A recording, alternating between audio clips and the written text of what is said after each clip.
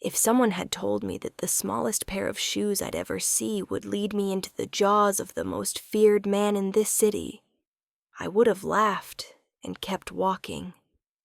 But that night, in the rain, I didn't keep walking. I stopped. I knelt.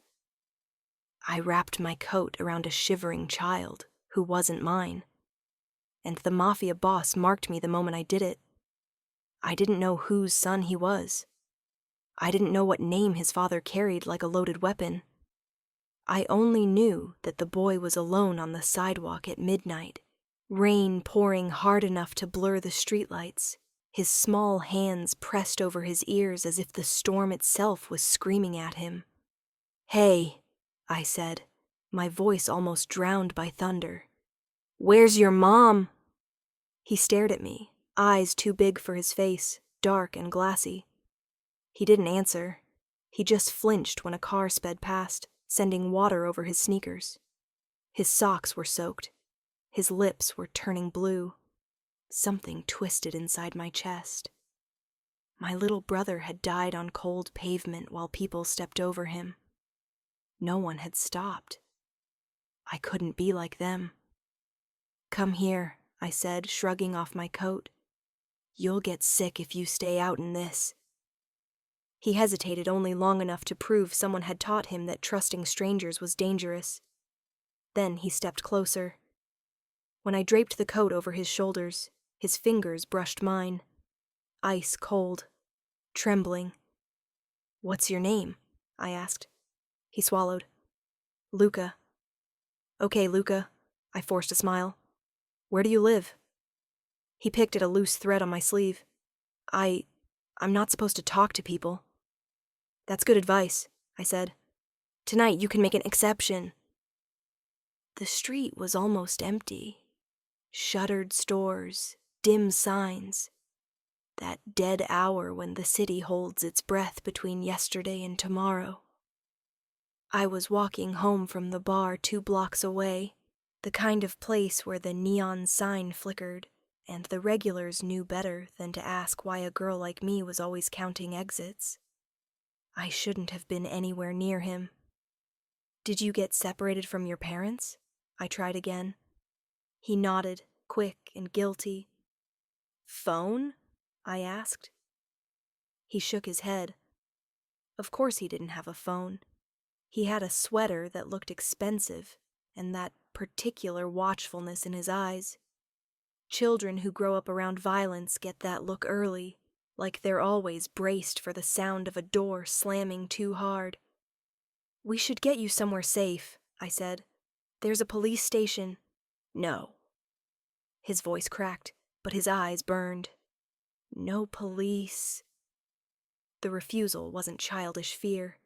It carried weight, like a rule hammered into him. I studied him. The rain was soaking through my shirt now, tracing a cold line down my spine. "Then we need another option." He bit his lip. Thunder rolled overhead. Finally, he pointed down the street. "There's a car. I ran away from it. I can't go back." "Why?" The answer landed like a bullet in a glass room. "Because Papa was angry." There it was. The word that should have made me turn around and leave him standing there. Papa, sharpened by fear. Angry men. Fathers who yelled and broke things. I knew those. I knew what they did when they were angry. "What's your papa's name?" I asked. He stared at me as if saying it might summon something. Then, quietly, with a shiver that had nothing to do with the rain, he whispered, "Dante."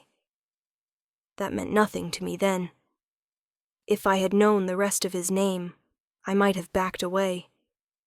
I might have left him there, swallowed by the same darkness that had taken my brother. But I didn't know. And there's another truth I never admit out loud. Even if I had known, I'm not sure I would have left him. Before we continue the story, please drop a comment telling me where you're watching this from. And don't forget to subscribe to Mara's Betrayal. I took Luca's hand. It was small and tense in mine, like a bird waiting for the cage door to slam. "Come on," I said. "I'll walk you back. You can stand behind me if your papa is still angry. I've dealt with worse." He gave me a strange look, but followed. The car he led me to was parked beneath a broken street lamp. Black, sleek, the kind of vehicle that devoured light instead of reflecting it. Tinted windows, engine humming. No plates I could see. Every instinct I'd honed over years of surviving in this city screamed at once. Leave. Run. Drop the kid's hand and vanish into an alleyway before whatever sat inside that car noticed me. Instead, I tightened my grip on Luca. My reflection flickered in the windshield as we approached. Wet hair clinging to my face, makeup smeared, eyes too old for my age. A bartender in a thrift store dress, clutching a stranger's child under the bruised glow of a dying streetlight. I stopped 2 steps from the car. "Is this it?" I asked. He nodded. The back door opened before I could decide whether to knock. He didn't step out. He appeared like darkness had solidified and remembered how to walk. Tall, broad shoulders, black shirt. Dark hair pushed back, a few strands falling forward. He carried the smell of gunpowder and expensive cologne and something else, like rain on burned earth. And his eyes. His eyes found Luca first, scanning him with the speed of someone trained to assess damage. Relief flashed there, quick and feral, before his gaze tracked down to the small hand wrapped in mine. Then he looked at me. I have been in rooms with men who thought they owned the world. None of them ever looked at me the way he did, like I had appeared on a chessboard he had memorized years ago, a piece that did not belong to the game. His stare stripped me down to nerve and bone. Not lust, not curiosity, calculation. "Who are you?" he asked. His voice was low, smooth, carrying a gravel edge that made the hairs on my arms rise. "My name doesn't matter," I said. "I found your son in the rain. He was alone." Luca half hid behind me. I felt his fingers dig into my skin. "I was not alone," he muttered. "I just left." Dante's jaw clenched. It was the only outward sign of anger. No shouting, just a tightening of muscle, a subtle shift in posture as if leashing something dangerous. "You left the car," he said quietly, eyes not leaving mine. "You know the rules, Luca." "I'm sorry," Luca whispered. Dante finally looked down at him, and for a heartbeat something softer moved behind his expression, gone almost before it appeared. "Get inside," he said. Luca obeyed, climbing into the back seat. My coat slipped from his shoulders onto the leather interior. Dante caught it before it could fall. He considered the worn fabric like it was evidence. "You brought my son back." His attention snapped to me again. "You touched him." It wasn't a thank you. It was an accusation. "He was freezing," I said. "Next time, don't leave him alone in a storm. You might not be lucky enough for someone to find him before the wrong people do." I realized I'd gone too far the moment the air changed. The rain seemed to fall quieter. Dante took 1 step closer. He was taller up close. There was a gravity around him, like the empty space at the edge of a cliff. "No one touches my son," he said softly. "No one speaks to me that way." Fear pushed at the edges of my composure. Another, more stubborn part of me refused. "Then punish me, not him," I said. The words hung between us, a reckless dare. Dante's gaze flicked over my face, lingering on the scar that cut through my left eyebrow, the fading bruise along my jaw. He took in the rest of me like he could read my history and the way I held myself. "You don't know who I am," he said. "You're a father who lost his son in the rain," I replied. "That's enough for me to have an opinion." A choked sound came from the front seat. I hadn't even realized there was a driver. Dante's lips curved slightly, but there was no humor in it. "Get in the car." My heart lurched. "Excuse me." "You returned something that belongs to me," he said. "I don't know who you are, how you found him, or why you thought it wise to lecture me. Until I do, you don't walk away." This was the moment I should have run. But Luca's small face appeared in the gap between the seats, eyes wide. "She helped me, Papa," he whispered. "Please." Dante's jaw worked. For a second I saw conflict in his gaze. Then it was gone. "In," he repeated. I had lived by one rule: avoid cages that don't have visible locks, because those are the hardest to escape. Yet I found myself moving, my feet carrying me into the car. The leather seat was cold against my damp dress. Dante slid in beside me, closing the door with a quiet finality that sounded in my head like a cell door. The driver pulled away from the curb. Water streaked down the windows, turning the city outside into smeared colors. Inside, the air felt too still. Luca clutched my coat. Dante sat with his elbows on his knees, eyes fixed on me. "Name," he said. "Mara." "Last name." "Devereaux." He repeated it slowly. "Family?" "None that matter." "Everyone's family matters to someone." "Not mine." "What were you doing out here at this hour?" he asked. "Working," I said. "There's a bar, 2 blocks east. The Red Lantern." I stiffened. "How do you—" "I know every place in this city where men drink enough to confess their sins," he said. "Who do you live with?" he asked. "No one." "Lover?" The question startled me. "No." "Good." I frowned. "Why does that matter?" He didn't answer. Instead, he reached into the inside pocket of his jacket. For a heartbeat, I tensed, expecting metal. He pulled out a phone. "Find everything on a woman named Mara Devereaux," he said when the call connected. "Works at the Red Lantern, lives alone, early 20s. I want her family, her debts, her history. I want it before we reach home." He ended the call without waiting for a response. "You could have asked me," I said. "I don't trust liars," he replied. "You don't know that I'm lying." "I don't know that you're not." The car turned onto streets I didn't recognize. My stomach tightened with each unfamiliar corner. "Why are you doing this?" I asked quietly. "Because people do not just find my son alone in the middle of the night," he said. "Because accidents are rare in my life. Because the last time someone got close enough to touch Luca, they tried to put a bullet through his head." My blood ran cold. "He's a child." "He is my heir," Dante said, "which in the world I live in makes him far more valuable and far more hunted than any adult you know." He looked at me again, and I felt like he was dissecting me. "So you will understand why I cannot simply thank you and let you go," he continued. "I need to know whether you are a coincidence or a threat disguised as a good deed." "How will you decide?" I asked.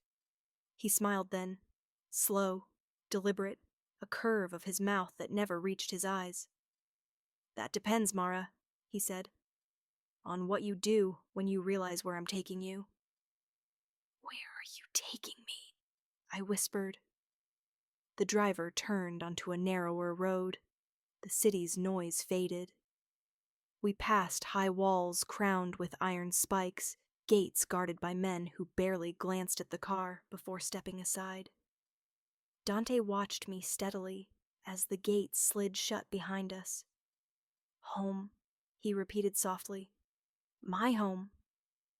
My mouth went dry. "Who are you?" This time, when he answered, there was no restraint, just the full weight of a name dropping into the space between us. "I am Dante Falcone," he said, "and from the moment you put your hands on my son, Mara Devereux, your life stopped being your own." The car rolled to a stop in front of a looming mansion, its dark windows staring down at me like eyes. The door opened, and I understood far too late that by saving a lost child in the rain, I had just delivered myself into the hands of the man everyone whispered about. The man whose name meant power, blood, and disappearance. The most feared Mafia Boss in the city. And he was waiting for me to step out of his car.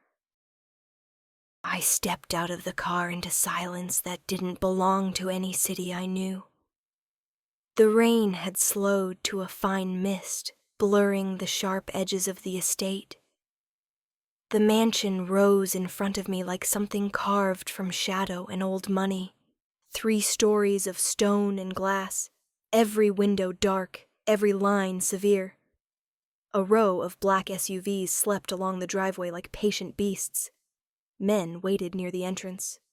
Dark suits, broad shoulders, hands hidden, but no one stood that still without a weapon close by. Their eyes followed me the way predators watch an animal decide whether to run. "Move," Dante said quietly beside me. His hand rested on Luca's shoulder now. To anyone watching, it might have looked protective. I had seen enough of the world to know it was also a restraint. Inside, the house was colder than the air outside. Marble floors, high ceilings with chandeliers that glittered like frozen constellations. Artwork on the walls that probably cost more than I had earned in my entire life. Everything was clean, ordered, and edged with something sharp. There was no smell of cooking, no lingering traces of domestic comfort. It was a place where deals were made and lives were decided, not a home where a child learned to ride a bicycle. I wiped rain from my eyelashes, trying not to drip on the immaculate floor. "Upstairs," Dante told Luca. "Your room. You will not leave it until I say so." Luca clutched my coat. "What about now?" Dante said. The word carried enough weight to crush argument. A woman appeared at the foot of the sweeping staircase, a housekeeper, from the way she carried herself. Her hair was pulled into a tight bun, her face lined, her expression unreadable. "Take him," Dante said. "Yes, signore." She laid a hand on Luca's back, guiding him toward the stairs. He turned his head, searching for me. "Thank you," he whispered, so softly I almost did not hear it. I gave him the smallest nod I could manage. Dante waited until Luca disappeared onto the landing. Only then did he look at me again. "This way," he said. He led me through a corridor where the walls narrowed and the light dimmed. Security cameras watched us from corners. A fingerprint scanner gleamed beside one heavy door. He placed his thumb against it. The lock clicked. The door swung inward to a room that hummed with quiet menace. It was not the kind of office with family photos and warm lamps. This one belonged to war. A long table with a map spread across it. Red pins, black pins, thin strings connecting territories. Screens along one wall showed various camera feeds. Streets I recognized, alleyways I had walked, the front of the Red Lantern. And on one screen, frozen, was my own face. It was a frame from earlier that night. I was locking the bar door, shrugging into my coat.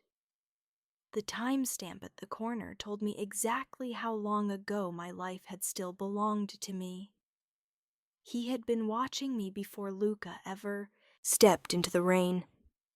My throat closed. "Sit," Dante said, gesturing to a leather chair in front of his desk. I did not move. You were already surveillance on me." He tilted his head. "Do you think I send my son into the city without eyes?" "You were watching me," I repeated, because saying it out loud anchored the sick realization in place.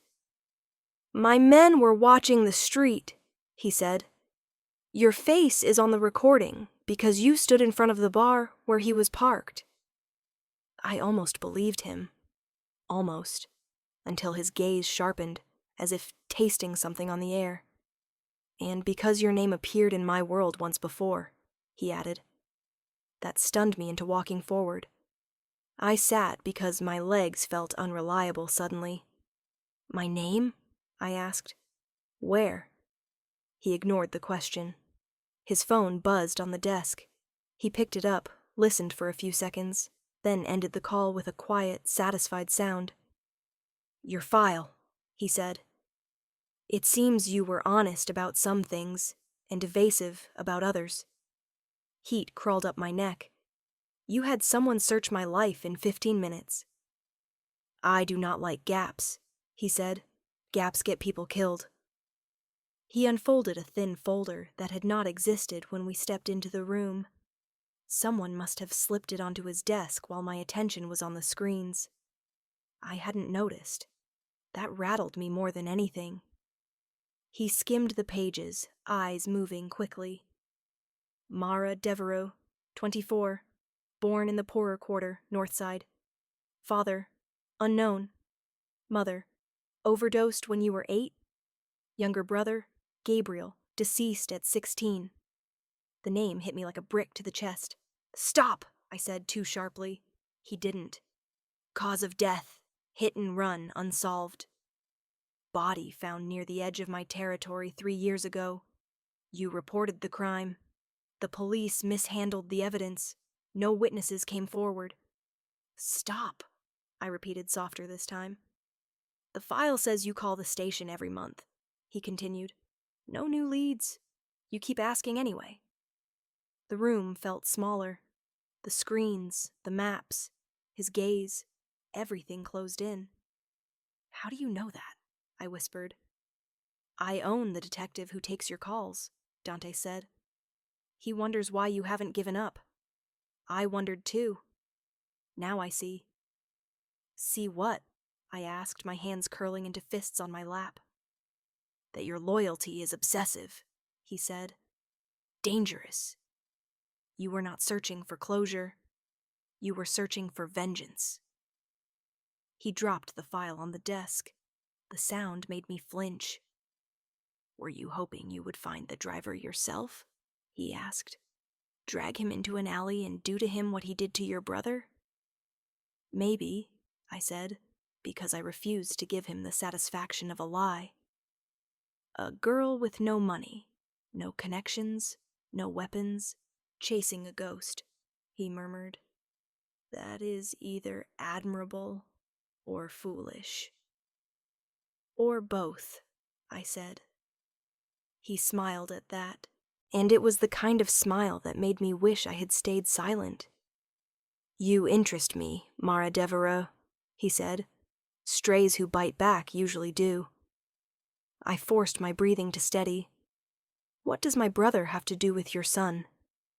"Nothing," he said. "Yet." The implication was a hand around my throat. "I brought Luca back," I said.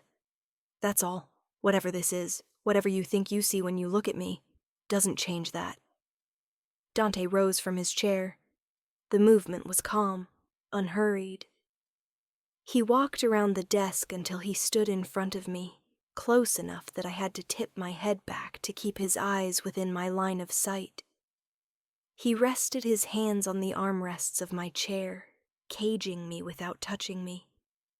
"You think tonight began with you handing my son a coat," he said softly. "You think this is your story, your choice." His breath brushed my cheek. It smelled faintly of coffee and something darker. "You're wrong," he continued. "Tonight began 3 years ago, when your brother's body hit the pavement, and you decided you would not let it go. Someone like you, moving with that much stubbornness through my city, would cross my path eventually. If you're still watching the story till now, drop a comment so I know you're with me. I stared at him. You had nothing to do with Gabriel's death. Perhaps not, he said. Perhaps I did. My world is not clean, Mara. Cars do not speed through my streets without someone's permission. If you do not finish that sentence, he said, and though his tone did not rise, the warning thrummed through my bones. You are not in a position to accuse me of anything. Not yet. Then why bring him up? I asked. It came out sharper than I intended. Do you enjoy pulling people's scars open? He straightened, his expression cooling. I enjoy understanding what drives the people around me, he said. And you are not simple. You're not a woman who stops for a child in the rain out of pure goodness. You are someone who cannot walk away from the echoes of your own past. That makes you useful or dangerous.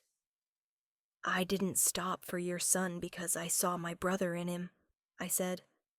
I stopped because he was alone. These are not different motives, he replied. Our ghosts choose our actions more than we like to admit. He walked back to his side of the desk and pressed a button beneath the edge. A door I hadn't noticed slid open along the far wall, revealing another man. He was in his late 30s, with a narrow face and eyes like still water. He carried a tablet, his posture deferential. Signore, he said. Marco, Dante acknowledged. This is Mara. She claims she found Luca by chance. Marco's gaze flicked over me. It was the look of someone measuring distance, weight, threat. We checked the cameras along Via Nera and Corso delle Rose, Marco said. His voice was quiet, efficient. No sign of anyone tailing her. No suspicious vehicles except ours. She appears to be telling the truth, sir. Appears. Her phone? Dante asked. Burner, Marco replied. Bought with cash, little usage. No messages beyond work and basic calls. No hidden apps. Friends? A couple of coworkers, an older neighbor, that is all. Debts? Nothing beyond late rent, power bills, an unpaid medical invoice from when her brother died. Criminal record? Clean, Marco said. He hesitated. Except, Dante's eyes narrowed. Except what? Marco tapped the tablet. There was one incident when she was 16. She attacked a man in an alley with a broken bottle. The case was dropped. Witnesses claimed self-defense. Old memory rose like oil in water. A hand on my wrist, alcohol on his breath. Laughter when I said no. The taste of glass dust in my mouth. The hot spray of blood on my fingers. The scar along my palm tingled. I did what I had to, I said. No conviction, no file, Marco continued. But the name of the man she attacked is interesting. Dante's gaze sharpened. Speak. Giulio Ventresca, Marco said. Associate of the Moretti family. Minor enforcer. He left the city shortly after the incident. A thread pulled tight between past and present. The Moretti family were old enemies of the Falcones. That much even a bartender heard in whispered conversations. Dante's fingers drummed once on the desk. You have a talent, he said to me. Every time I peel back a layer, I find more trouble. I didn't know who he was, I said. He tried to force me into a car behind the club where I worked. My manager pulled him off before he could finish what he started. The police did nothing. Men like Giulio assume they can touch whatever they like, Dante said. Someone should have taught him otherwise years ago. His expression didn't change, but something about the air in the room grew heavier. Find out where he is now, Dante told Marco. If he is still alive, I want his address. If he is not, I want the name of whoever put him in the ground." Marco nodded and disappeared through the hidden door. "Why does that matter?" I asked. "Because men do not put their hands on what might one day belong to me," he said almost absently. The words burned. "I don't belong to anyone." "You do now," he said simply. I laughed once, a dry, brittle sound. "You cannot just claim people because they crossed your path." He studied me. "You think this is about possession?" "What else would it be?" I asked. "You pulled me into your car. You brought me here. You are digging through my life like it's a file on your desk. You talk about what might belong to you." "This is about risk," he said. "You became entangled with my son. That entangles you with me. If I let you walk out of here without understanding you, I invite danger into his life. There is only one way I allow danger near Luca." "How?" I asked, though I was not sure I wanted the answer. "Contained," he said. "Under my eye, within my walls." Understanding settled in my stomach like cold lead. "You're going to keep me here," I said. "Yes." "For how long?" "As long as it takes to decide what you are," he replied. "An asset, a liability, an accident I cannot afford to repeat." "And if you decide I'm a liability?" I asked. His gaze did not waver. "Then you disappear, quietly, without pain, if you behave." I held his eyes, refusing to let him see the tremor running through me. "And Luca?" I asked. "What will you tell him?" "That sometimes people walk into storms they are not built to survive," he said. The casual cruelty of it stung more than any shouted threat. "You are a monster," I said softly. He did not deny it. "The city calls me worse," he said. "And yet, you're here, sitting in my chair, breathing my air, protected by my men from enemies you do not even know you have." "I didn't ask for your protection." "No one ever does," he replied. "They ask for revenge, or survival, or mercy. Protection is the price they pay for living to regret their choices." We stared at each other across the desk, me dripping rainwater onto his polished floor, him composed, immaculate, and unshakable. A knock came at the office door. "Enter," Dante said. A man in his early 40s stepped in. He wore a holster beneath his jacket and the weary expression of someone who had seen too many bodies. "Signore," he said, "the perimeter is secure. We didn't find any sign of surveillance vans or spotters near the car. No drones, no unusual devices. Either they're ghosts," he glanced at me, "or the woman is truly just an unfortunate Samaritan." "That word does not exist in my world," Dante said. "People help for profit, fear, or guilt. Never for free." The man shrugged one shoulder. "Some still do, apparently." "You doubt me, Ronaldo?" Dante asked. Ronaldo's mouth twitched. "I doubt the world, not you." Dante considered this. "Keep a watch on her old address," he said. "If anyone goes looking for her and doesn't wear a uniform I pay for, I want to know." "Yes, signore."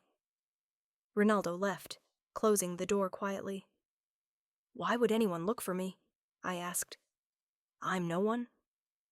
"People only say that when they are wrong," Dante said. "Or when they are lying. You, I think, are wrong." He picked up the folder again, flicking through its contents with deliberate care. "You have kept a low profile, yet you keep crashing into men tied to my enemies. Giulio Ventresca, the Moretti-adjacent trash in that alley, and your brother." He paused. My heart stopped. "What about my brother?" His eyes lifted to mine. "The car that killed him," he said. "The license plate was partially captured on a traffic camera. The detective told you it was too blurry to use." "Yes," I said. He said it could belong to dozens of vehicles. It could, Dante agreed. But not hundreds. Not thousands. And certainly not when you know how to cross-reference it with toll cameras and fuel purchases and insurance records. You're saying you found something, I whispered. I am saying the world looks different from where I sit, he replied. If I looked, I would see more than the detective you keep calling. Have you looked? I asked. He held my gaze. Yes. Air left my lungs in a rush. And? The car was registered to a shell company, he said slowly. That company was owned on paper by a dead man. When I pulled the thread, it led to a warehouse on the outskirts of the industrial zone. Adrenaline surged through me. Whose warehouse? He let the answer fall between us like a blade. The Moretti family's, he said. A cold, dizzy sensation washed over me. The same family Giulio worked for. The same, he confirmed. Why? My voice shook. Why would they target my brother? He was a street kid. He had nothing. He was no one. Maybe he saw something he should not have, Dante said. Maybe he got in their way. Maybe he was just in the wrong place at the wrong time. Men like the Morettis do not slow down for anyone. And you? I asked. Would you? His answer was immediate. Not unless they belonged to me. The distinction made me sick. What happened to the car? I asked. It burned, he said, with much of the warehouse.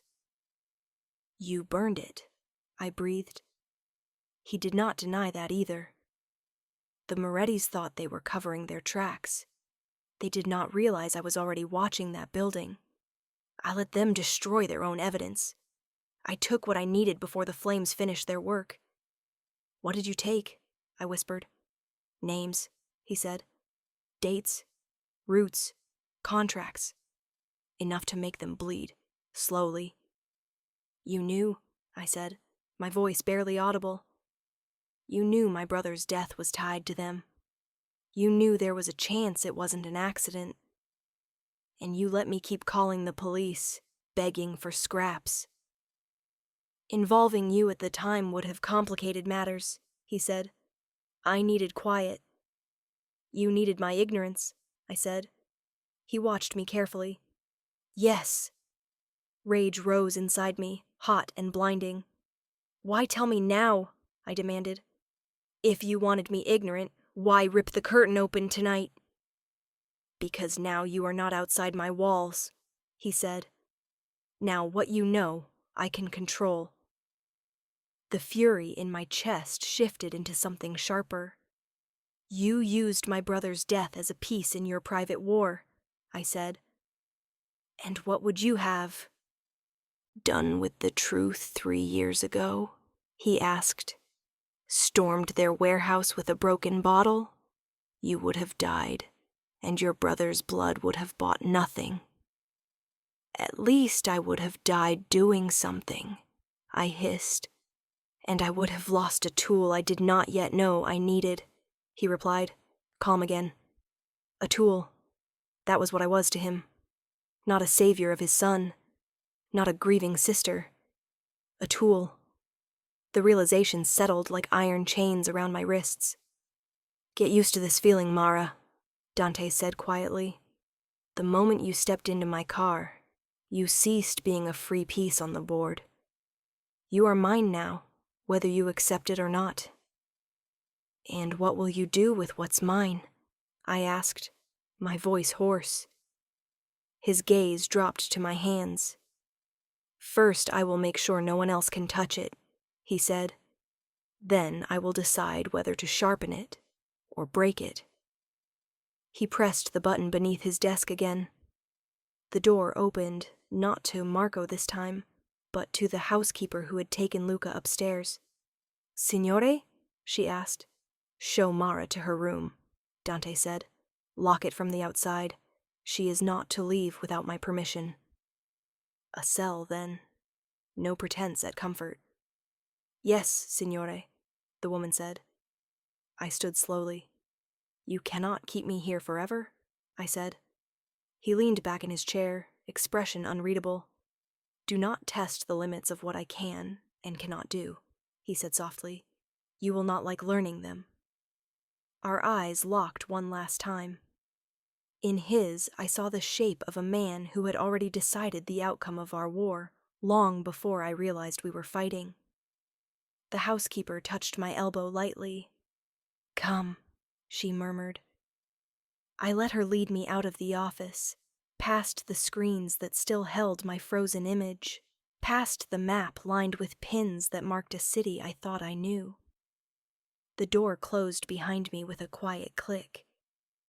Only then did I realize I had no idea whether Dante had told me everything about my brother's death, or if the darkest part of the truth was still waiting somewhere in this house, behind another locked door, with my name already written on it. The housekeeper led me through corridors that seemed designed to confuse. The walls here were darker, the lights dimmer, as if the mansion wanted to swallow me before I reached whatever cage Dante had chosen. "My name is Rosa," she said at last, her voice low. "In case you decide to scream, it will be me who hears you first." There was no kindness in it, only practicality. "Will it help?" I asked. "If I scream?" She considered this. "Sometimes he changes his mind," she said. "Sometimes he does not." We stopped before a door made of heavy wood banded with metal. Rosa slid a key into the lock and pushed it open. The room inside was not what I expected. No bars, no chains, no bare concrete walls. It was beautiful. A wide bed with white sheets, a wardrobe carved with delicate patterns, a small desk near a window that took up almost an entire wall. The glass looked out over the grounds, a lawn cut into disciplined lines, hedges trimmed into obedient shapes, a fountain at the center where water spilled in perfect arcs. I stepped inside cautiously. "Bathroom through there," Rosa said, pointing to a side door. "There are clothes in the wardrobe. They may not fit, but they will be clean." "Am I supposed to be grateful?" I asked. Rosa's mouth twitched as if she wanted to say something else, then thought better of it. "The lock is on the outside," she said. "That is what matters." She stepped back. Metal whispered as she slid the bolt into place. I waited until her footsteps faded before I moved. Every part of the room felt deliberate. No sharp edges. Nothing heavy enough to use as a weapon. No lamp with a cord long enough to reach the door. Even the chair by the desk was light, easy to break, and useless against men like the ones I had seen downstairs. I crossed to the window. It did not open. I pressed my fingers against the glass. It was thick, the kind used in banks and armored cars.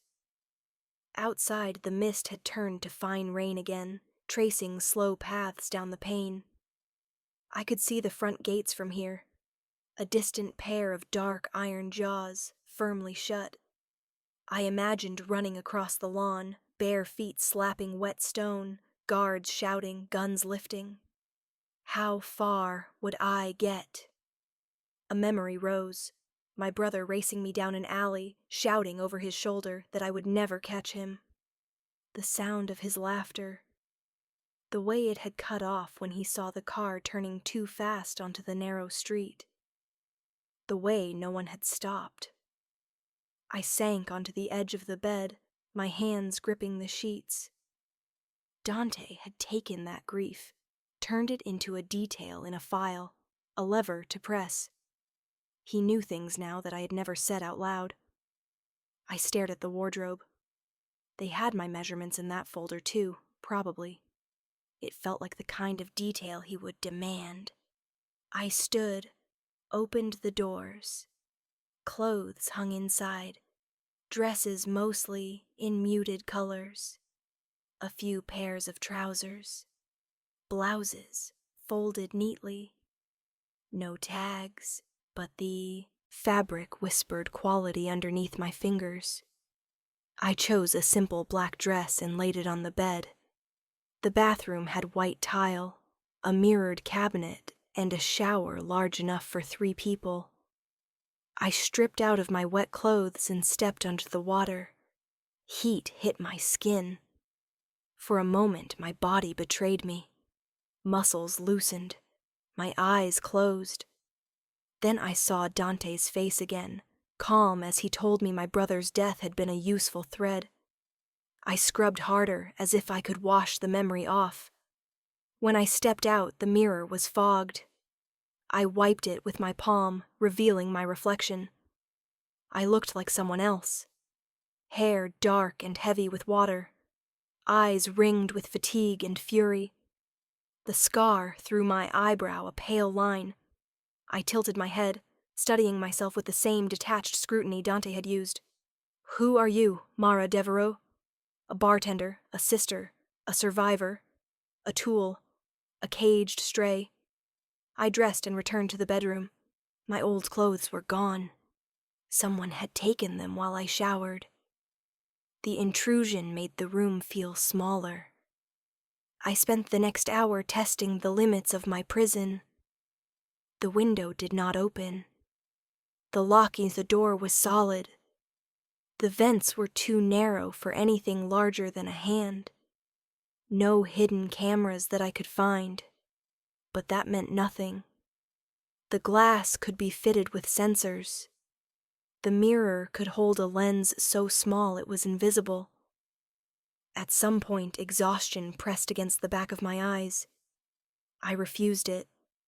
I did not sleep well even in my own apartment, with its peeling paint and humming fridge. I would not sleep here in the lion's den. Eventually, the door opened.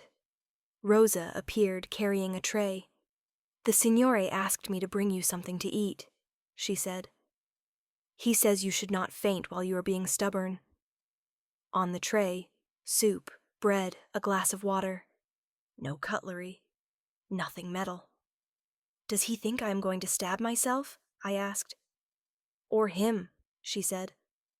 Is that something people do here? I asked. Try to kill him with spoons? Her eyes flickered with something. Amusement, maybe. No one has ever made it that close with a spoon, she said. It is usually bullets. Usually? I repeated. Rosa set the tray on the desk. Eat, she said. You will think more clearly if you are not hungry. She turned to leave. Rosa, I said. She paused. Yes? How long have you been here? I asked. Long enough to understand that questions are more dangerous than knives, she said. That sounds like an answer. It is the only one I can give you, she replied. Why do you stay? I pressed. She hesitated, hand on the doorknob. Because outside these walls, the wolves bite without rules, she said. In here, at least, we know which teeth will close around our throats. The door closed behind her. I stared at the tray. My stomach twisted with hunger.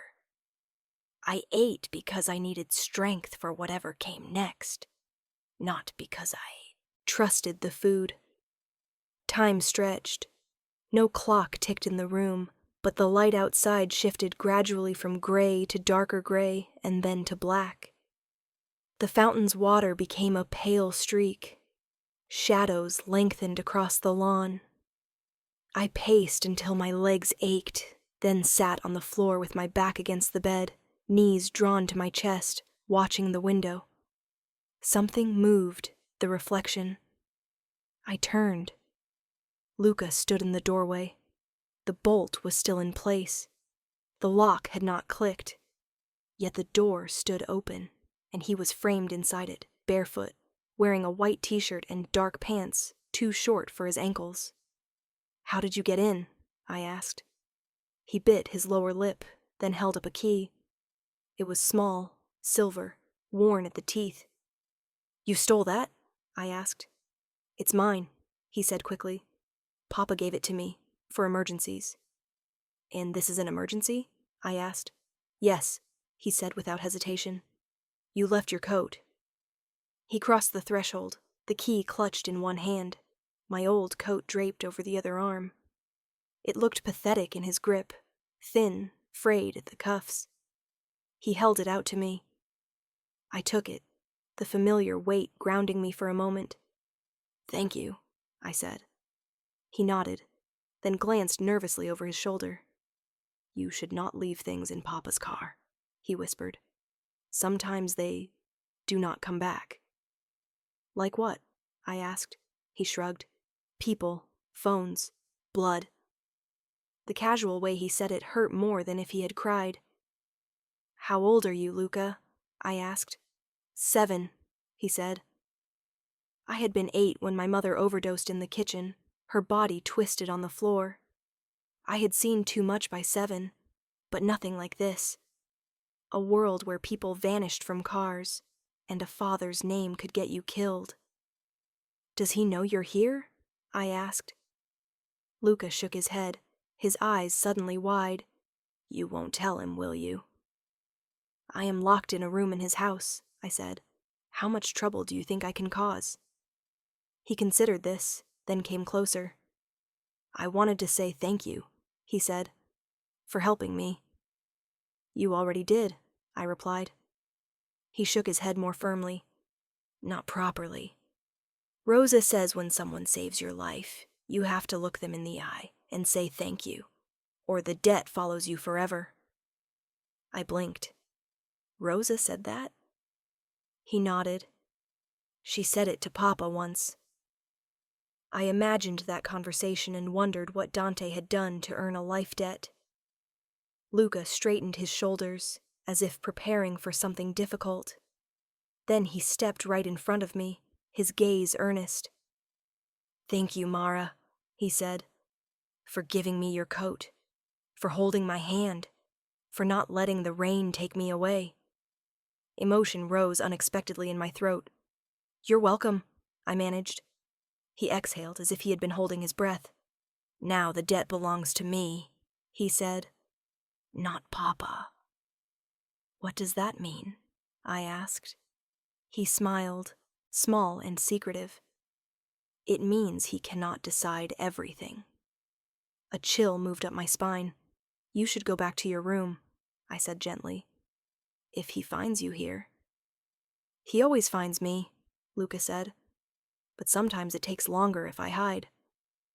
Hide better then, I said. From him. From everyone. He tilted his head. Do you hide from him? I thought of the way Dante had pinned me to the chair with his gaze, the way he had peeled my life open. He does not give me that option, I said. Maybe he will, Luca said, if you make him think it was his idea. The words were too old for him. They belonged to someone who had watched adults move like storms and learned how to dance between drops. Who taught you that? I asked. He smiled again. Rosa is not the only one who knows how to survive here, he said. I have been watching. Before I could respond, footsteps echoed in the hall. Luca paled. I have to go, he whispered. He pressed the key into my hand. Keep it. Luca, keep it, he repeated. Please, for when you need to leave. He slipped out the door, moving with silent speed, closing it almost fully behind him. A second later, the bolt slid into place from the outside, as if he had never come. I stared at the key lying cold in my palm. One small disobedience in a house built on obedience. A crack in the walls. I curled my fingers around it. If Dante knew his son had given me this, Luca would pay for it. I had seen enough angry fathers to know how quickly they punished what they did not control. I would not be the reason a child learned new ways to fear. I tucked the key into the seam of the mattress, pushing it deep until the fabric bit my fingers. Then I sat back and waited. Dante did not come that night. The house settled into its nocturnal rhythm, distant footsteps, murmurs in the hall, the faint hum of generators. I lay on the bed fully clothed, staring at the ceiling, listening for any sound that meant the door might open. When sleep finally came, it dragged me down without warning. I dreamed of rain, of my brother calling my name from the other side of a street I could not cross, his body lit by headlights that never reached him. Dante stood beside him, blurred, holding a map marked with pins. Luca watched from the curb, my coat around his shoulders, his eyes hollow. I woke to the sound of the bolt sliding back. The room was pale with early light. Dante stood in the doorway. He looked exactly as he had the night before. Shirt pressed, dark hair neat, no sign that sleep ever touched him. He glanced once at the bed, taking in my still wearing the dress stubbornness. Then he stepped inside, closing the door behind him. No guards, no Rosa. Just him and me, and the quiet weight of the morning. "I did not give you permission to see my son," he said. So he knew. My pulse stumbled. "He came to me," I said. "He wanted to return my coat." "You should have told him to leave," he replied. "He is 7, I said. He needed to say thank you." He watched me for a moment. "You think I do not teach him manners?" "I think you teach him survival," I said. "Those are not the same." "Survival is the only courtesy that matters in my world," he said. "Politeness does not stop bullets." "No," I said. "But it sometimes stops people from becoming bullets in the first place." He almost smiled at that, but something in his eyes kept it from reaching his mouth. "Did he give you anything?" Dante asked. I thought of the key hidden in the mattress. "No," I said. He studied me. The silence stretched. "You're lying," he said softly. "I'm protecting him," I replied. "That is my job," he said. "You cannot protect him from everything," I said. "Especially not from yourself." The temperature in the room dropped. "You know nothing about what I protect him from," he said quietly. "You have no idea how many men want to carve my name out of his skin. You saw him alone in the rain for 5 minutes and decided that makes you an authority on what he needs." "I saw a child afraid to go back to his father," I said. "I know that feeling." "Your father was not me," he snapped. "No," I said. "He was weaker." The insult was deliberate. I wanted to see if he could bleed in conversation. For a moment, I thought he might hit me. His hands tightened, jaw clenching. Instead, he stepped closer until I could feel the heat radiating off him, the force of his presence. "Be careful, Mara," he said softly. "You are very close to finding the point where my patience ends." "What do you want from me?" I asked. "You have me locked in your house, watched. You know more about my life than I do. You call me yours. Why am I here beyond the inconvenience of coincidence?" His gaze cooled, calculation returning. "Because you gave me a new lover," he said. "The Morettis killed your brother. Men they trained tried to drag you into a car. Their associate bled because you did not go quietly. They have already taken from you. They will do it again." "And you want to help them?" I asked bitterly. "I want to hurt them," he said. "Badly, publicly, personally." "You already are," I said. "You turned their warehouse into a bonfire." "That was business," he replied. "You and your brother and Giulio. These are personal, and personal wounds bleed differently." "You want to use me to get to them," I said. "I want to offer them something they will not be able to refuse," he corrected. "A girl with a grudge they think they can exploit." A girl they already marked once, who believes the police failed her. Someone who will gladly take their hand if they pretend to offer her revenge. My skin crawled. You want me to pretend to betray? You, I said. To go to them. To say what? That I want justice for Gabriel, and they are the only ones ruthless enough to give it? Exactly, he said. And when they believe that? I asked. He held my gaze. Then you will lead them to a place of my choosing. You will draw them into my sights, and I will finish what they started when they put your brother under a sheet. You want me to be bait, I said. A lure, he said. There is a difference. Bait is discarded. A lure is retrieved and used again. And if something goes wrong? I asked. If they see through it? If they decide to finish what they tried to do in that alley? His expression did not soften. Then you will have died doing something, he said quietly, which, by your own words, seems preferable to the alternative. I thought of the girl I had been at 16, glass in my hand, blood under my nails. The way the police had looked at me like trouble, not a victim.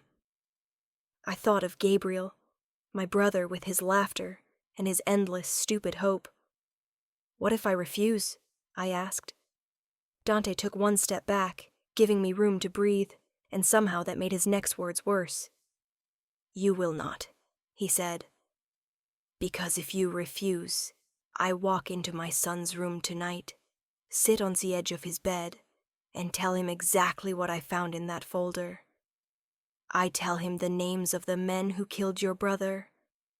I tell him the address where they sleep. And I tell him that you had the chance to do something and chose not to. A cold, raw panic clawed up my chest. He is 7, I said. He is my son, Dante said. He will hear they hurt someone I care about, and he will build a resolve around it that will shape him for the rest of his life. He will grow into my shadow, harsher than I ever did, because he will learn early that mercy is weakness, that people like you talk about justice but refuse to take it when it is offered. Tears burned behind my eyes. You would weaponize him against me. I would weaponize anything against my enemies, he said. Do not put yourself in that category. You would make him more like you, I whispered. He is already like me, Dante said. The only choice left is whether he inherits my worst lessons from me, or from the scars other people carve into him. Silence fell between us. The fountain outside threw pale light across the room. It lit one side of his face, leaving the other in shadow. You are asking me to step into a fire I may not walk out of, I said at last. I am offering you the only path that leads to answers, he replied.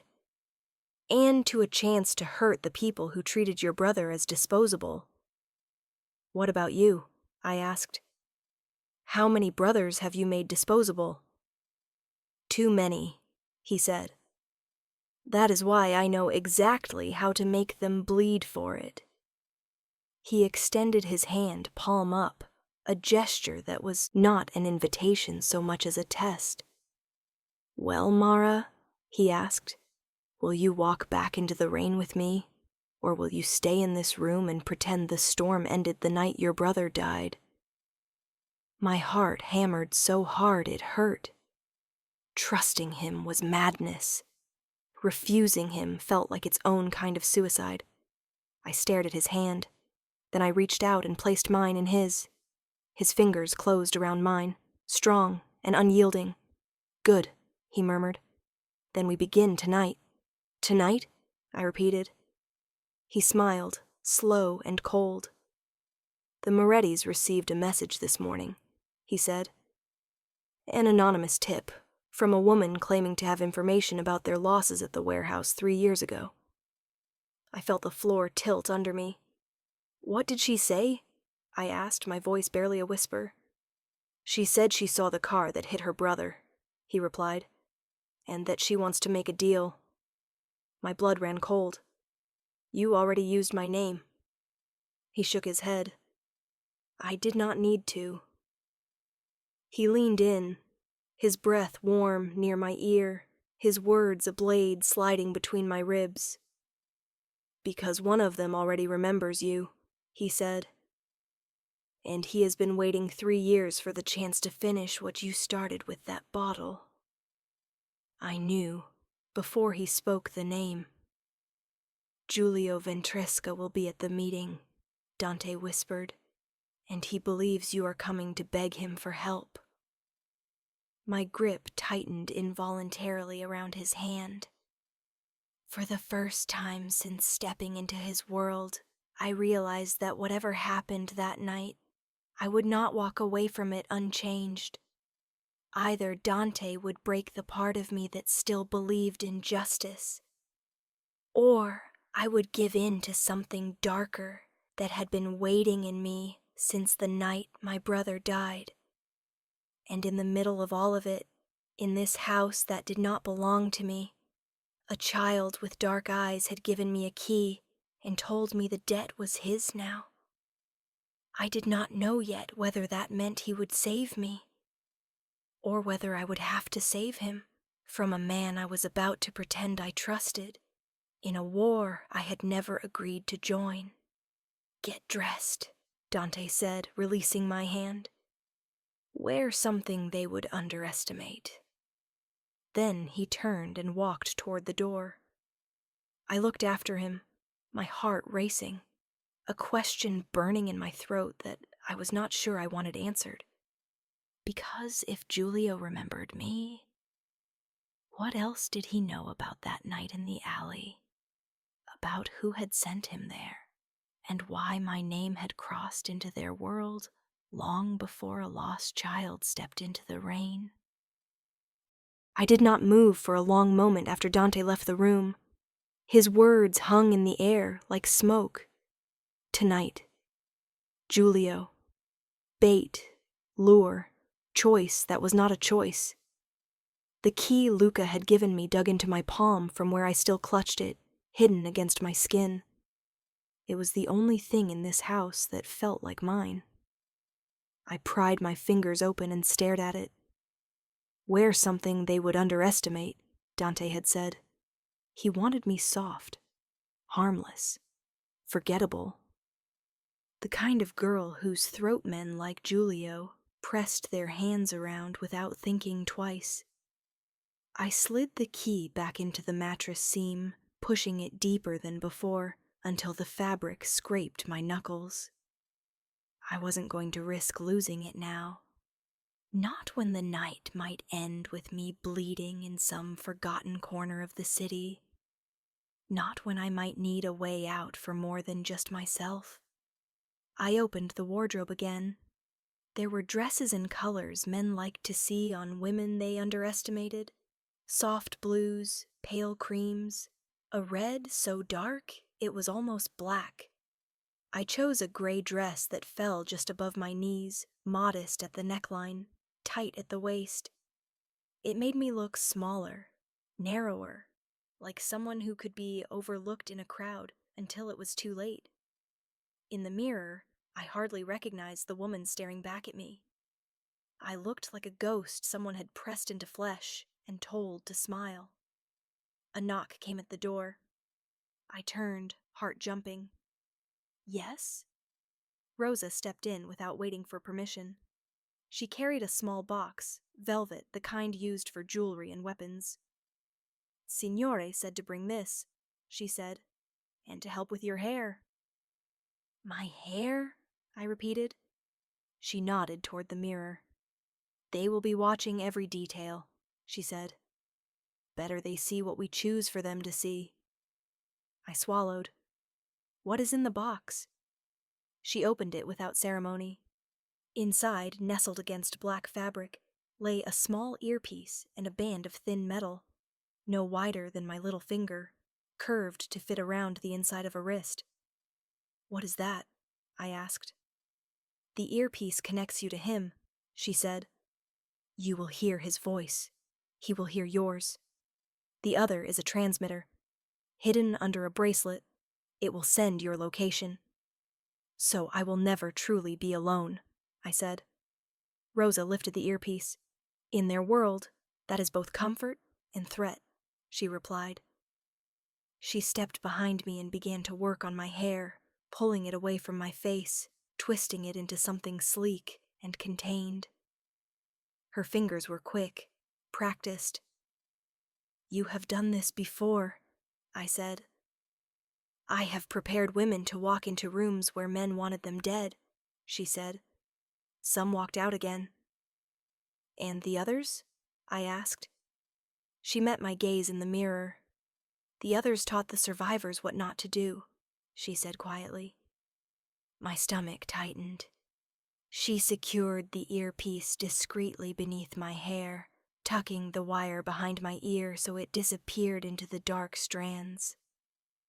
The wrist transmitter slid beneath a plain silver bracelet. When she was done, nothing looked unusual. "Will they sweep me?" I asked. "Search for bugs?" "If they are careful, yes," she said. "So do not walk in like an assassin. Walk in like a woman too desperate for justice to think of traps. Let them believe they are the hunters." "Aren't they?" I asked. She glanced toward the door, as if listening for footsteps. "Men like the Signore spend their lives convincing themselves they are wolves," she said. "They forget that wolves can drown too." It was the closest thing to treason I had heard in this house. "Why tell me that?" I asked. "Because you have already lost one brother to another man's war," she said. "I would not see you lose yourself as well." She snapped the bracelet into place with a soft click. "When you speak, choose your words as carefully as you choose where to bleed," she said. "They will weigh both." "Rosa," I said as she turned to leave, "if I don't come back—" She cut me off with a sharp look. "Then I will make sure the boy remembers who brought him home in the rain," she said, "even if his father tries to rewrite it." Something hot pricked behind my eyes. "Thank you," I said. She inclined her head and left. I stood by the window, watching the gray light thin into evening. Somewhere in this house, Luca was playing with toys that likely cost more than my rent. Somewhere else, Dante was arranging men and guns and angles, drawing invisible lines that all ended at me. At the girl who had once thought courage meant picking up a shard of glass and fighting back. Hours folded into each other. When the door opened again, Dante filled the frame. He looked different now, coat on, black, long enough to brush his knees. His shirt was dark, open at the throat. Under the overhead light, the faint lines of old scars showed beneath his collar. His gaze swept over me, cataloging, assessing. "Good," he said. I stiffened. "You sound disappointed." "If you looked like you believed you had any power, they would smell it," he said. "Tonight, you must be the girl they remember. Shaken, hungry, vengeful, not yet dangerous." "And you?" I asked. "Who will you be tonight?" "The man who owns the ground they walk on," he said. He gestured for me to follow. We moved through the house in silence. Men watched us pass, their eyes flicking to me with curiosity, calculation, something close to pity. The front doors opened onto the driveway, where a different car waited this time. Not an SUV, not the black beast from the night before. A sedan, unremarkable, its paint dulled, its license plates unmemorable. "You drive something that doesn't scream, 'Shoot me,'" I said. "Surprise works better when you do not announce yourself," he replied. I slid into the passenger seat. The leather was worn, the interior clean but old. Dante took the wheel himself. No driver? I asked. They do not need to see my face, he said, only to hear my voice. The engine rumbled to life. We left through a different gate this time, one hidden behind a stand of trees, opening onto a narrow road that wound through the back of the estate. The meeting place? I asked. An abandoned glass factory, he said. Neutral territory on paper. In reality, mine tonight. And tomorrow? I asked. He gave a small, indifferent shrug. Tomorrow is a problem for men who live long enough to see it. The city unfolded around us. Familiar streets turned strange by the knowledge of who sat beside me. Every time we passed a corner, I knew. A bar where I had wiped tables. An alley I had cut through on cold nights. I saw it layered with a new map, one marked with pins and lines and deals I had never been allowed to see. You knew my brother's death was tied to the Morettis, I said quietly. All this time. If I had never found Luca, would you ever have told me? No, he said. The honesty hurt more than any lie. Why not? I asked. Because your pain served me better unshaped, he replied. A raw wound is easy to push. A healed scar is harder. And now? I asked. Now that you've told me? Now it serves me differently, he said. You will not need to fake your hatred when you see Giulio. I stared out the window, jaw tight. Headlights smeared across the wet asphalt. The sky lowered, heavy and dark, pressing down on the city. Do you ever feel guilty for the lives that crack under your decisions? I asked. He took a moment to answer. Guilt is a luxury, he said. I traded it for survival a long time ago. That sounds like a lie you tell yourself at dawn, I said.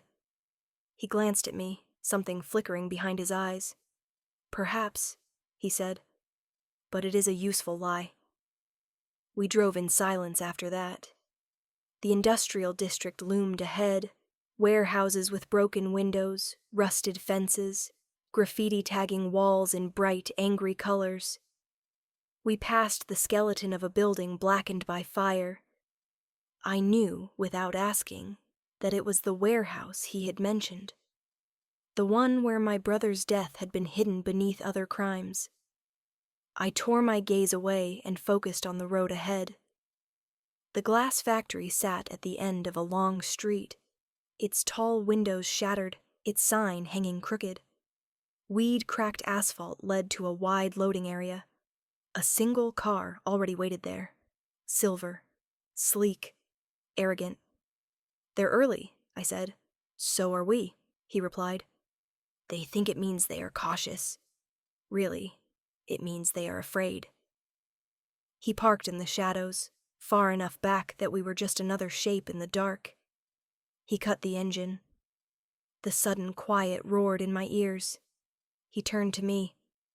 This is how it will work, he said. You go in alone.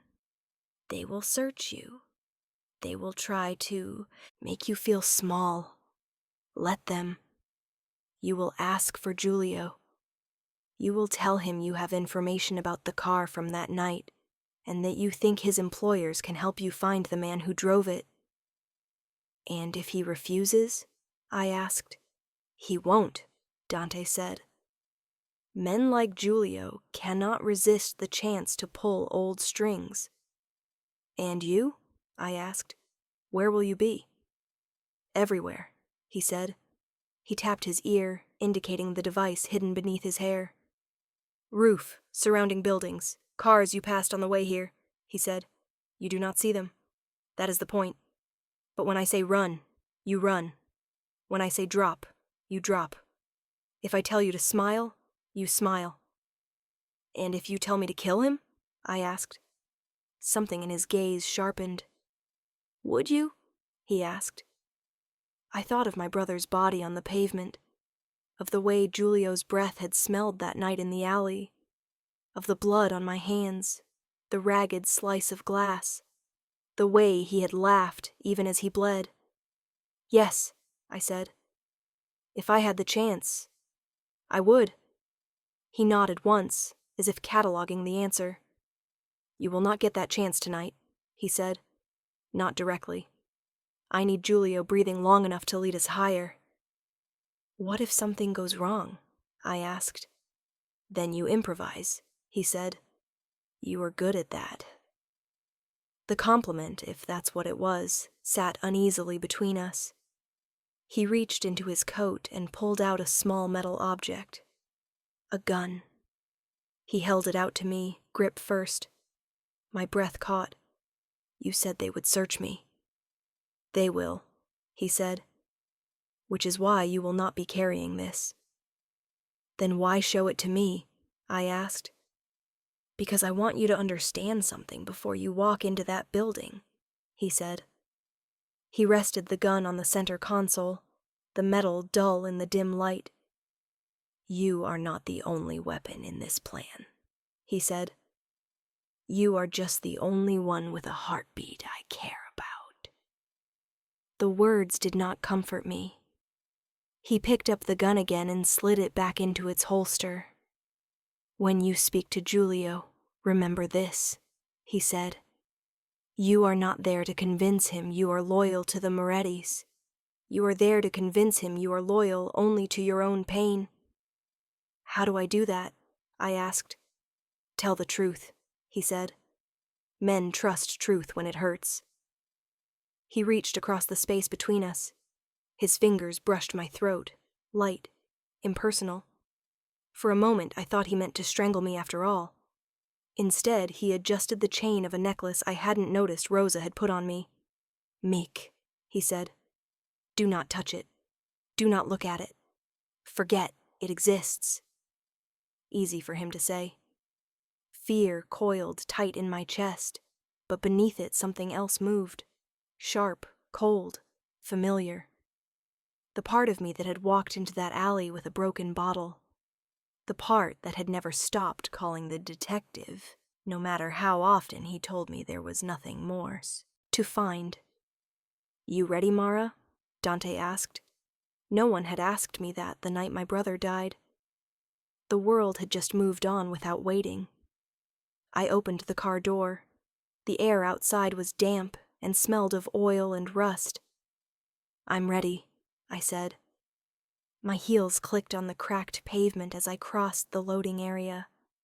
The silver car glinted under the weak light of a single flood lamp. 2 men stood near it, their posture loose in that way that only came with hidden guns and backup. Stop there, one called when I got close. I did. Hands up, he said. I raised them slowly. He walked toward me, his gaze crawling over my body in a way that made my skin try to peel itself off. You're early, he said. So are you, I replied. He smirked. Turn around. I did. His hands were rough and impersonal, sliding down my sides, patting my legs, checking my waistband. When he dragged his fingers along the inside of my thighs longer than necessary, I forced myself not to flinch. You done? I asked, voice flat. He grunted. She's clean, he said to the other man. Of guns, the second man said. We'll see about the rest. They led me to a side door in the factory wall. It groaned as it opened, spilling stale air into the night. Inside the glass factory was a skeleton. Metal beams crisscrossed overhead. The floor was cluttered with old machinery, broken molds, shards of glass that glittered like ice. A cluster of portable lights cast harsh pools of illumination in the center of the cavernous space. Shadows gathered at the edges like silent witnesses. He waited for me there. Giulio Ventresca. He had aged since I last saw him in that alley, but not enough for me to pretend I could mistake him. His hair was shorter now, peppered with gray at the temples. A scar traced his jawline, new. His eyes were the same, flat, hungry, amused by other people's fear. He smiled when he saw me, and the expression peeled years off his face, revealing the man who had pinned me against a brick wall and laughed when I fought back. "Well," he said, "if it isn't my little bottle girl." My stomach twisted. "You remember me," I said. "How could I forget?" he drawled. "Most girls cry when I get rough. You tried to carve your name into my face." He tapped the scar at his jaw. "Consider it a favor," I said. "Now you'll never forget what you did." He chuckled. "I have a good memory for entertainment." He waved the men away. They melted into the shadows, leaving us under the lights. "So," he said, circling me, "you sent word. Said you had something I might like to hear. About a little accident a few years back." The word accident made rage flare in my chest. "I saw the car that hit my brother," I said. "I saw the driver. I saw the plates. The police said it wasn't enough. I thought maybe I'd ask someone who doesn't have to play by rules." He stepped closer, his breath brushing my cheek. "And why would you think the Moretti family would give a damn about some dead street rat?" he asked softly. My hands shook. I let him see it. I needed him to see it. "Because the car came out of one of your warehouses," I said. "Because when I kept asking questions, people who had seen something stopped talking. Because one of them told me a name before he went quiet." I held his gaze. "Yours," I said. Something flickered in his eyes. Not guilt, annoyance. "You think I was driving?" he asked. "I think you know who was," I said. "And I think whoever sent that car out that night didn't care who they killed, as long as the message landed." "Message," he repeated thoughtfully. "You talk like you know our business." "I know what it looks like when someone is making an example," I said. "I grew up watching it." He smiled again, but there was less humor now. "And what do you want, little Mara?" he asked. "Justice? Revenge? Or just to know whose face to imagine when you can't sleep?" "All of it," I said. He laughed softly. "Greedy. I like that." His gaze flicked to my throat, to the thin chain resting there. For a heartbeat, I thought he had seen the mic. Then his eyes moved on. "And what makes you think we won't just kill you for coming here?" he asked. "Tie up loose ends."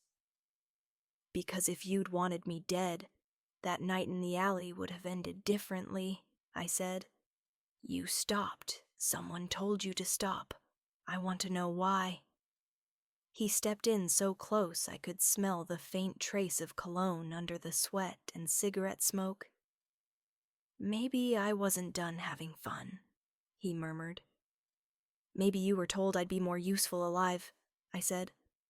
His fingers brushed my chin, tilting my face up. Disgust crawled along my skin, but I held his gaze.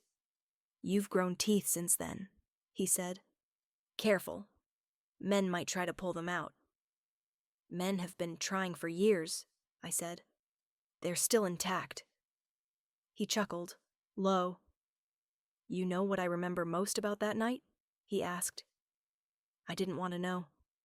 I could still hear the echo of my own heartbeat as I swung the bottle. The way glass had shattered, the rush of adrenaline, the terror afterward. "I remember your eyes," he said. "You looked at me like you wanted to kill me, even as you shook. Most people don't have that. The wanting. They just have fear."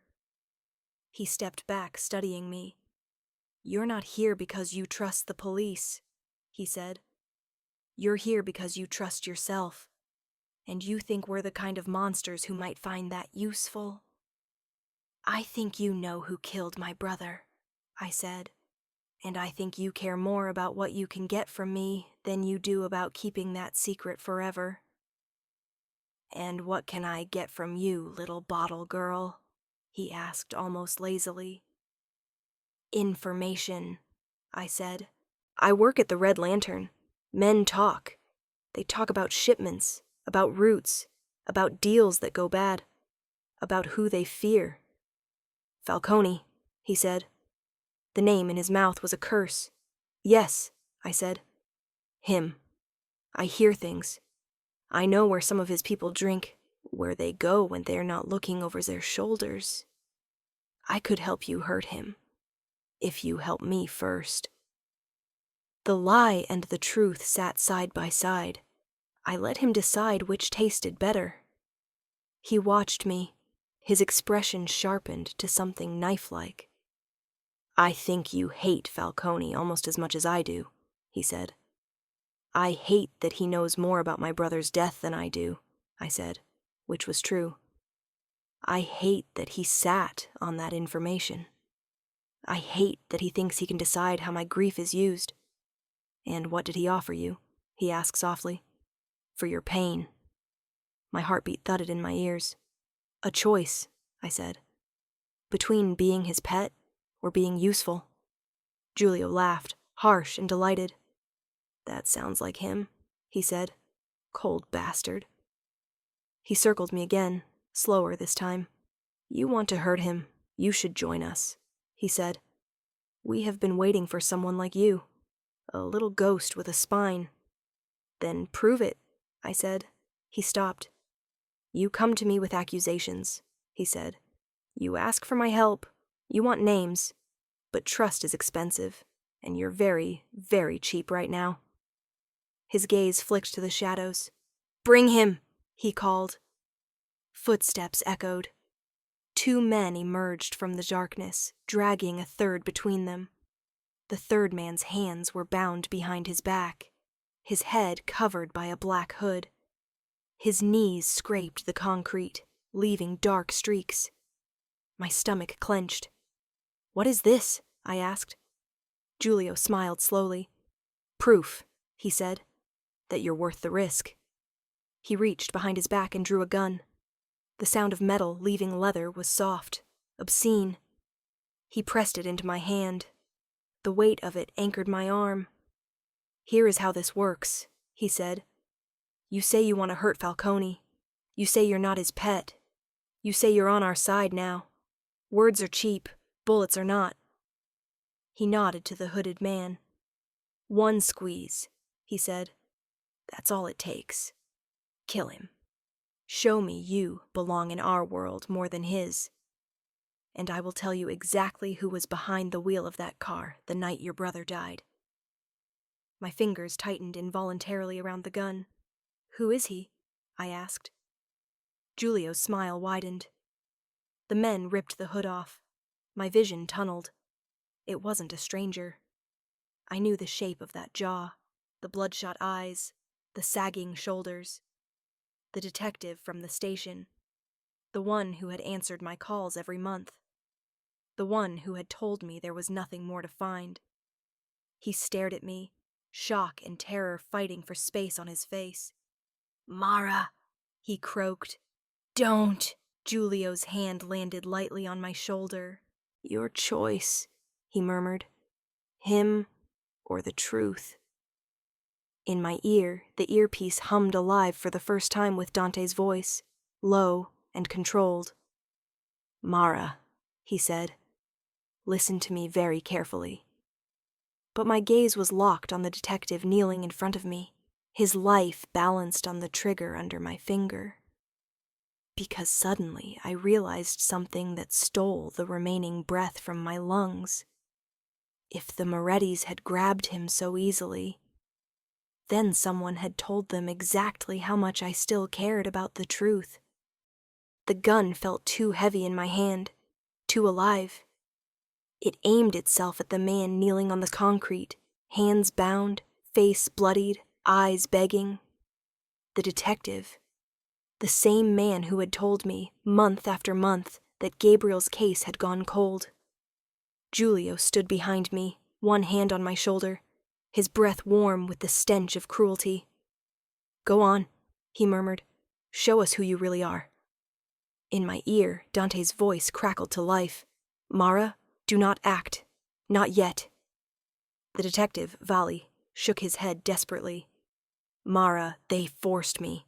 I had no choice. Giulio shut him up with a casual kick, then smiled at me.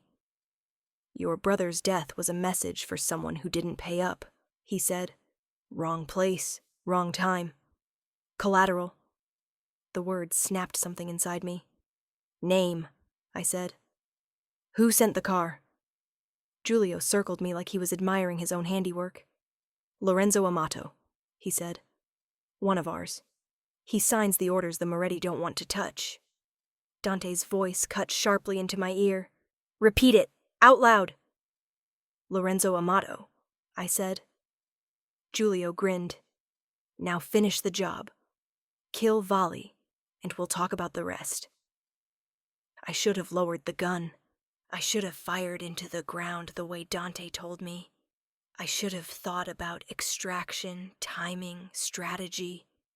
But all I saw was my brother's blood on the pavement. All I heard was Giulio laughing in that alley years ago. My arm moved before I could think.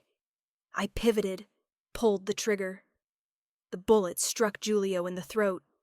His shock was the last expression he ever wore. Chaos erupted instantly. Gunfire exploded from the shadows. Giulio's men shouted, panicked. Dante's men countered from positions I couldn't see. Mara! Dante roared in my ear. Get down!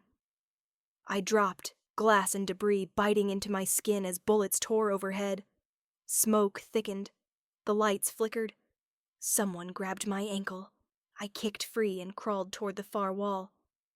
There's a door west side, Dante ordered. Move! I ran. A figure stepped out of the haze before I reached the exit. A man I didn't recognize, calm amid the chaos. He slammed into me, driving me to the floor, pinning my wrists. You're making an interesting mess, he whispered. Falcone won't like losing control of his favorite new piece. I struggled, but he held me with casual strength, a knife tracing a warning line under my ribs. I'm not with the Morettis, he murmured, and Falcone doesn't own me.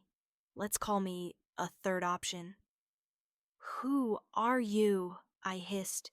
A man who thinks you deserve better enemies, he said, and better truths.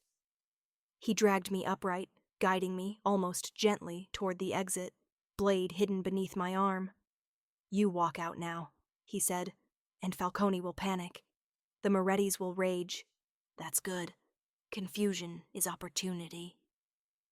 The earpiece crackled. Mara, where the hell are you? Dante's voice was raw, furious. The stranger smiled. Possessive, he whispered. He must hate that I got to you first. We reached the door. He shoved it open with his shoulder. Night air rushed in, cool and sharp.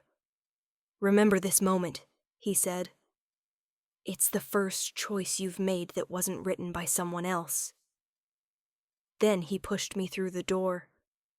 Outside, firelight and gunshots painted the loading yard in violent flashes. I stumbled into the open, blood warm on my arm, my pulse thundering. Mara! Dante's voice snapped. Answer me. Now! For the first time since stepping into his mansion, I felt the weight of the truth. None of them were on my side. Not Falcone. Not the Morettis. Not the man kneeling in the factory. Not the stranger who disappeared back into the smoke. Only Luca. Only the rain-soaked child who had held my hand. I lifted my hand to the earpiece. I walked into the storm, I said quietly. Now let's see who survives it. I tore the device out and closed my fist around it until it cracked. Static answered Dante Falcone, but the darkness ahead answered me. If you liked the story, drop a comment for part 2, and don't forget to subscribe to Mara's Betrayal.